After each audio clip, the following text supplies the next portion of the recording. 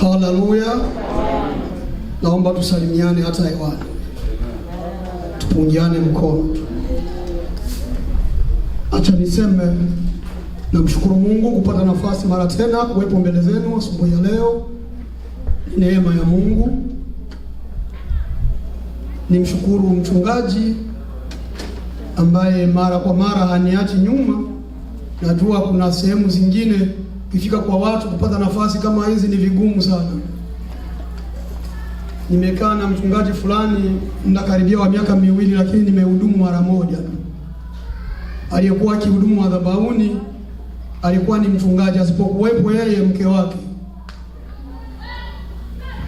Lakini siku moja akaniuliza maswali, akanitambua mimi ni nani. Akanipa nafasi, akasema nilikuwa sijui, Mungu alikuwa ananifunulia kwa ajili yako. Nimekuona umekuwa msaada sana. Bwana tubariki sana. Lakini nimefika hapa mchungaji hakunijua mimi ni nani, alikuwa ni mtumishi kama mwingine tu. Hivyo ninamshukuru sana. Kwa hiyo watu ndivyo Mungu anavyotaka. Vile vilivyomo ndani mwetu lazima nifanye kazi ya Mungu. Lakini niseme kitu kingine tu, katika kila kitu tunachokifanya, katika sisi wabebe tunasema ekeki. Sijui kama hicho kimembe kinaelewa. Ekeki. Najua sisi, mimi nimefanya muziki wa kidunia, nimekuwa mwanamuziki wa kidunia, nimeanzia huko. Tulikuwa sharp sana katika mambo yetu.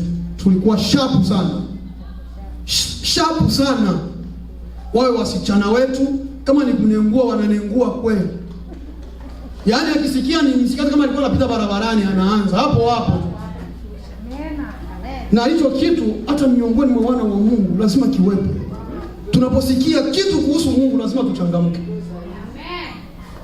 Bwana Yesu asifiwe sana. Tujitahidi sana, tumuombe Mungu tufikie hatua hiyo. Mimi ninamshukuru Mungu sana kuwa jinsi nilivyo leo. Sikutamani kwamba ningekuwa jinsi nilivyo. Lakini ninamshukuru, hata marafiki zangu wengine huwaga hawajakubali kama ni mimi. Lakini ndivyo Mungu alivyo. Mimi sijamshinda Paulo. Paulo amekuwa zaidi ya mimi, lakini Mungu amemshika akafanya kazi ya Mungu. Bwana tubariki sana. Kwa hiyo tuache ubaridi katika kazi ya Mungu, tuwe sharp. Ndivyo Mungu anavyotaka. Sisi ni maskari, anatuita sisi ni maskari. Na askari akisikia kitu kinachohusu vurugu lazima achangamke.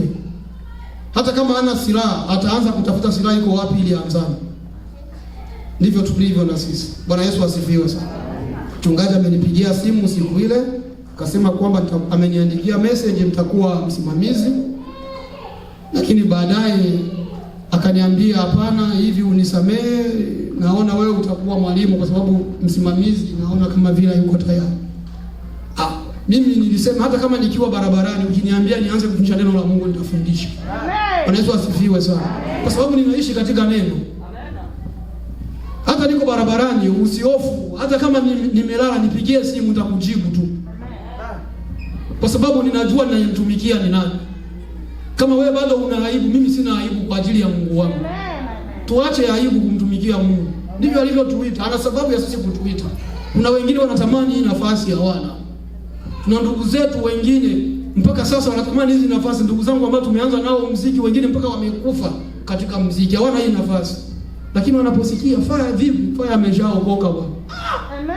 Bwana tusaidie sana. Hivyo basi, soma ndugu yangu, soma katika Mwanzo sura ya kwanza mstari wa 26. Mwanzo sura ya kwanza mstari wa 26 hadi 27. Hapo ndipo tutaona neno letu kwa siku ya leo. Mwanzo sura ya kwanza mstari wa 26 hadi 27. Tunasoma kitabu cha Mwanzo sura ya kwanza ule mstari wa 26 hadi 27. Ndio. Ndio nasema kwamba Mungu akasema na tumfanye mtu kwa mfano wetu. Kwa sura yetu. Wakatawale samaki wa baharini. Amen. Na ndege wa angani. Ndio. Na wanyama. Ndio. Na nchi yote pia. Ndio. Na kila chenye kutambaa kitambaacho juu ya nchi. Ndio. 27 na mwisho. Ndio. Mungu akaumba mtu ndio kwa mfano wake na kwa mfano wa Mungu ndio alimuumba mwanamume, ndio na mwanamke ndio aliwaumba. Amen. Bwana Yesu asifiwe sana. Soma mstari wa pili. Anza Mwanzo sura ya kwanza mstari wa pili mpaka wa tatu mtasikia kuna. Soma Mwanzo sura ya kwanza mstari wa pili hadi wa tatu. Ndio. Biblia inasema kwamba nayo nchi ilikuwa ukiwa. Hapana, anza mstari wa kwanza hapo mwanzo. Hapo mwanzo ndio Mungu aliziumba mbingu na nchi. Mbili. Nayo nchi ilikuwa ukiwa tena utupu. Ilikuwa wazi kabisa. Na giza lilikuwa juu ya uso. Kilichokuwepo kulikuwa ni giza tu. Ndio. Roho ya Mungu ikatulia juu ya uso wa maji. Amen. Tatu na ndio mwisho. Ndio. Mungu akasema iwe nuru. Na iwe nuru. Ikawa nuru. Bwana Yesu asifiwe sana. Ningeomba kila mmoja aliyoko karibu na jirani yake amwangalie. Muulize unafanana nani?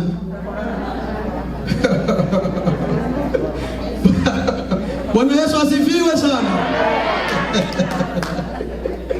Na mimi ningekuuliza bwana, unafanana nani?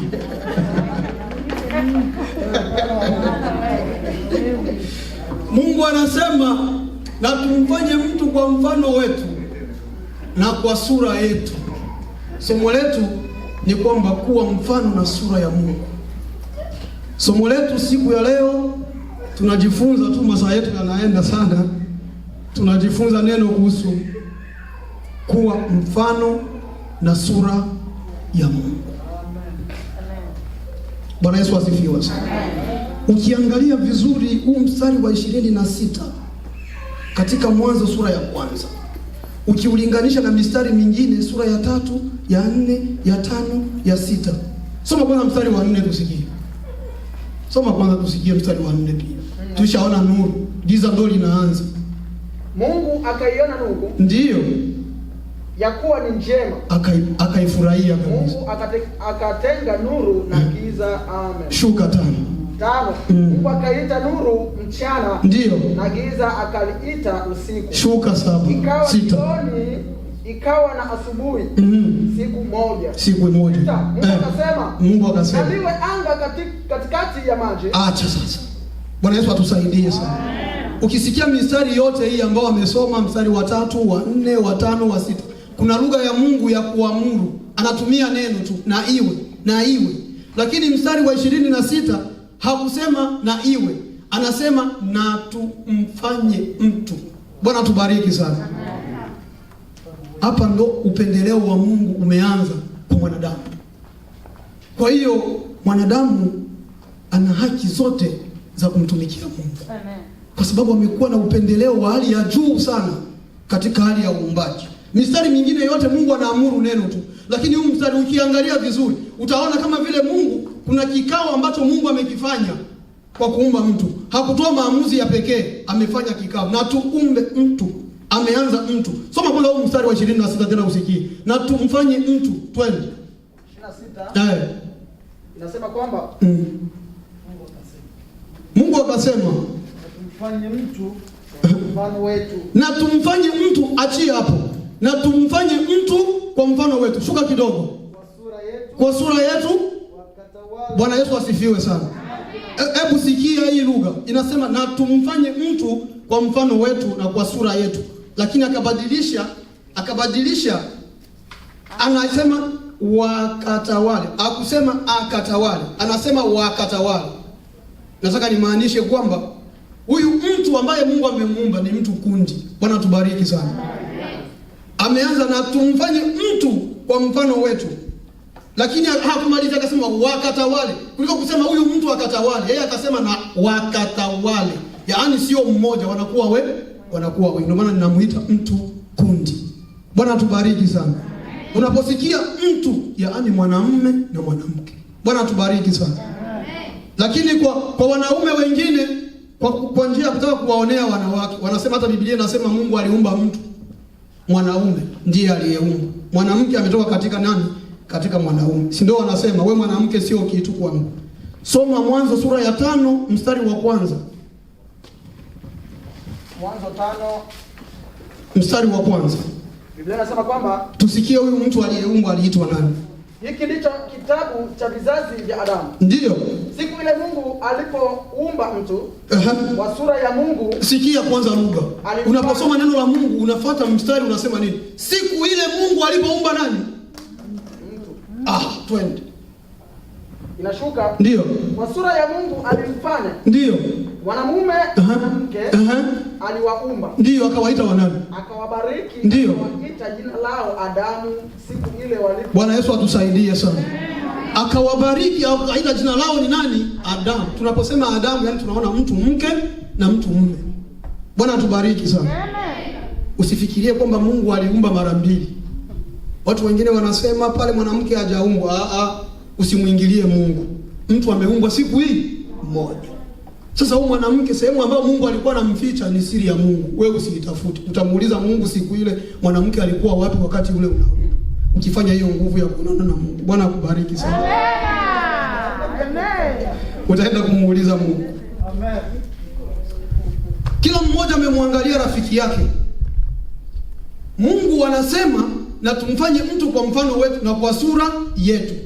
Sasa hapa tulipo hivi wote tuna sura moja. Kila mtu ana sura yake jamani. Kuna wengine inawezekana nafanana mama, mwingine anafanana baba. Mimi kale katoto kangu ambao nakujaga nako kina Joel gani. Kako hapa.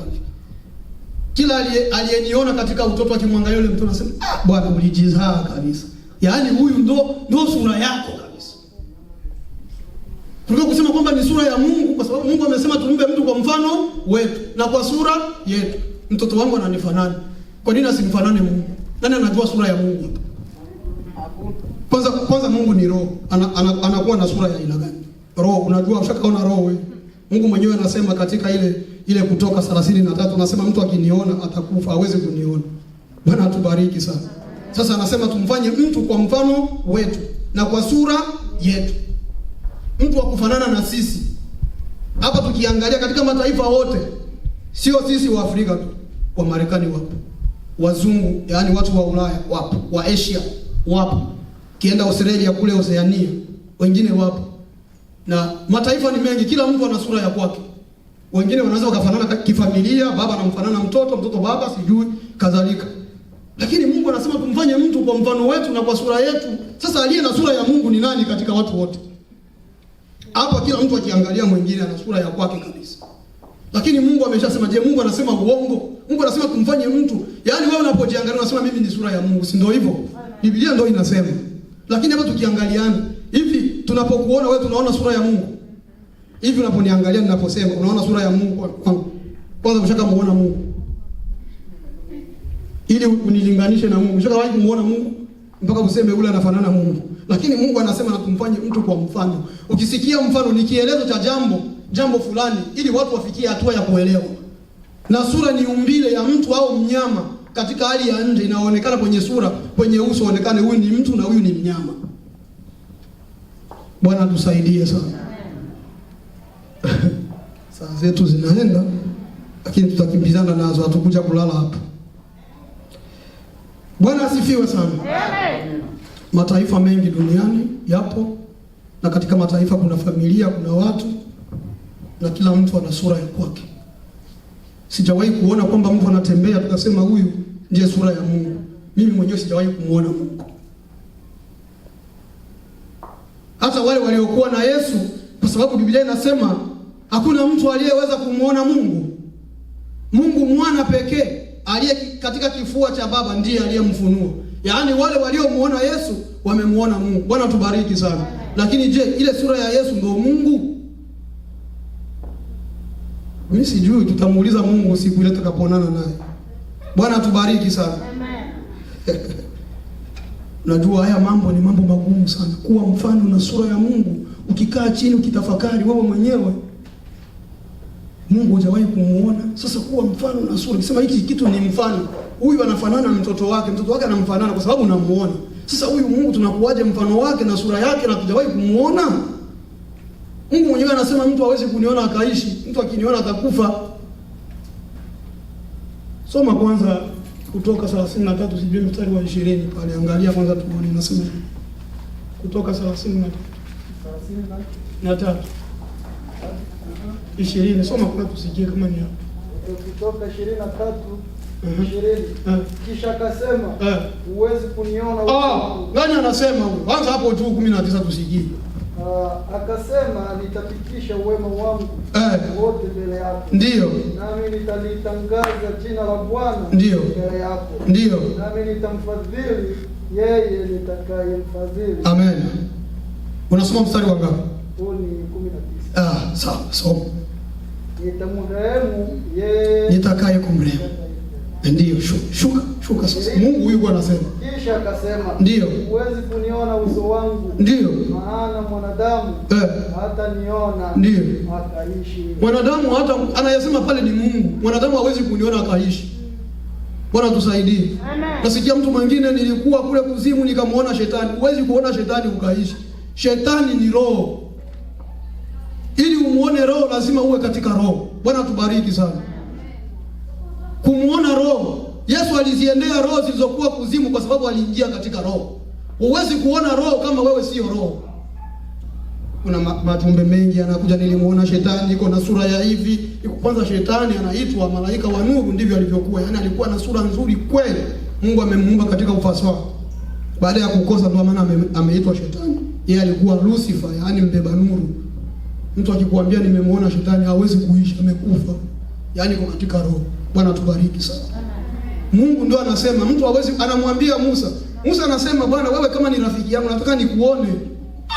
Musa, unaomba jambo la ajabu sana. Unione mimi Mungu, wewe mwanadamu wewe. Ukaishi, hakuna mwanadamu awezaye kuniona na akaishi. Yaani ukimuona Mungu unakufa. Ili umuone Mungu lazima ufanye nini? Ufe. Bwana Yesu atusaidie sana. Mungu pekee aliyekuja kwetu katika mwili akajidhihirisha ni Yesu Kristo. Na huyo tunamuona katika neno. Bwana tubariki sana. Tunaposoma neno tunamuona Yesu. Tusivute mambo mengi sana. Nimesema mwanadamu amekuwa na hali ya upekee ya upendeleo. Mungu amempenda mwanadamu kuliko viumbe vingine vyote. Kwa sababu tunaposoma pale akasema, Mungu akasema anaamuru tu kitu fulani kiwepo kinakuwa. Lakini kwa mwanadamu Mungu hakusema mwanadamu wawepo. Alisema na tumfanye mtu. Yaani Mungu anaingia katika kazi. Ukifuata hii sura, huu mstari, utaona kama vile Mungu amefanya, hata ametumisha hata mikono yake ili kumuumba mwanadamu. Bwana tubariki sana. Unajua kuna watu wengine wanasema baada ya mwanadamu kufanya dhambi pale Edeni, Mungu alimlaani. Hapana, Mungu hangeweza kumlaani mwanadamu. Huu mstari angekuwa amempinga. Kama Mungu angemlaani mwanadamu, angekuwa amejilaani mwenyewe. Kwa sababu anasema mwanadamu ameumbwa kwa mfano na sura ya nani? Ya Mungu.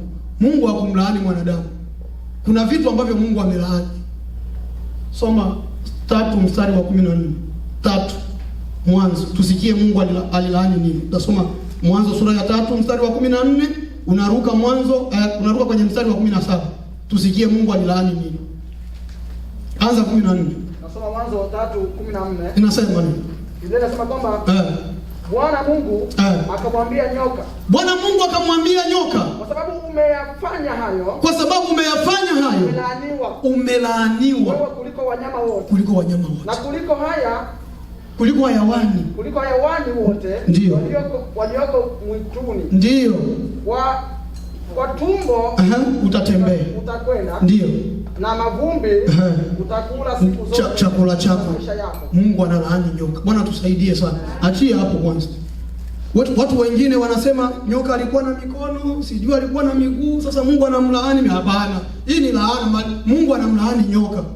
Anampa aibu ambayo atakumbana nayo kwa sababu amemdanganya nani? Amemdanganya mwanamke. Tusikie sasa mstari wa 17 unasema nini? 17. Biblia inasema kwamba akamwambia Adamu, kwa kuwa umeisikiliza sauti ya mkewe, ukala matunda ya mti niliyokukataza usile. Ndio. Nikisema usiale. Ndio. Ardhi imelaaniwa, udongo umelaaniwa kwa ajili. Bwana tusaidie sana. Kaa chini. Mungu angemlaani mwanadamu. Mungu hakulaani mwanadamu. Mungu alimwadhibu mwanadamu. Kilicholaaniwa ni nyoka, kilicholaaniwa ni ardhi. Wataalamu wanasema hii ardhi tulionayo rutuba haipo kwa sababu Mungu amelaani, aligeuza, alibadilisha. Bwana Yesu atusaidie sana. Mungu alibadilisha rutuba kwa sababu mwanadamu amefanya dhambi. Mungu akalaani ardhi, lakini mwanadamu hakulaaniwa. Mwanadamu ameadhibiwa, ameambiwa na kufa. Utafanya nini? Utakufa, ni adhabu. Ukimwadhibu mtoto si kwamba unamchukia, unamwadhibu kwa sababu unampenda ili aweze kujirekebisha. Bwana Yesu atusaidie sana. Ndio kwa maana Yesu amekuja ili aturejeshe katika sura ya Adamu ya kabla ya anguko. Bwana atubariki sana. Ukimwamini huyu Yesu, kifo hakina nafasi kwako. Ujapokuwa unaishi, hautakufa milele. Utafufuliwa siku moja na kuingia katika ufalme wa Mungu wa milele. Bwana atubariki sana. Kuwa sura, mfano na sura ya Mungu. Ni nani kati yetu aliye mfano na sura ya Mungu? Adamu na Hawa baada ya kutenda dhambi pale Edeni, baada ya kula tunda ambalo Mungu amewakataza. Walimu wengine wanasema Adamu na Hawa hawakula tunda. Kama ilikuwa tunda, ni tunda gani? Bwana atuhurumie sana. Wengine wanasema walifanya uzinifu, lakini Mungu alikuwa ameshawaambia zaeni mkaongezeke, mkaijaze nchi. Sasa